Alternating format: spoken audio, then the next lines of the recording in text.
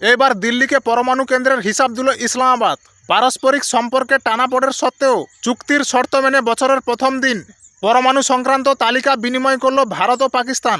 বৃহস্পতিবার ভারতের বিদেশ মন্ত্রকের তরফে একটি বিবৃতি জারি করে জানানো হয়, পারমাণবিক কেন্দ্রে আক্রমণ নিষিদ্ধকরণের চুক্তি অনুযায়ী নয়াদিল্লি ও ইসলামাবাদে অবস্থিত কূটনৈতিক পথ ধরে ভারত ও পাকিস্তানের মধ্যে পারস্পরিক পারমাণবিক কেন্দ্রের তালিকা বিনিময় করা হয়েছে। 1988 সালের 31শে ডিসেম্বর ভারত ও পাকিস্তানের মধ্যে পরমাণু কেন্দ্র সংক্রান্ত চুক্তি স্বাক্ষরিত হয়। চুক্তি কার্যকর হয় 1991 সালের 27শে জানুয়ারি।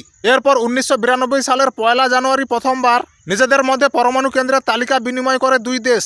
সেই থেকে টানা 34 বছর ধরে চলে আসা এই রীতিতে আজ পর্যন্ত কোনো দিন ছেদ পড়েনি। জানা যায়, চুক্তিতে উল্লেখ করা আছে, পারমাণবিক বিদ্যুৎ উৎপাদন কেন্দ্র, গবেষণা কেন্দ্র, জ্বালানি উৎপাদনের ইউনিট, ইউরেনিয়াম সমৃদ্ধকরণ ক্ষেত্র, আইসোটোপ পৃথকীকরণ কেন্দ্র, যেসব কেন্দ্র তেজস্ক্রিয় পদার্থ সংরক্ষণ করা থাকে, এসব কেন্দ্রগুলি দেশের ঠিক কোন জায়গায় রয়েছে তার অক্ষাংশ ও দ্রাঘিমাংশ উল্লেখ করে নিখুঁত অবস্থান বিনিময় করবে দুই দেশ।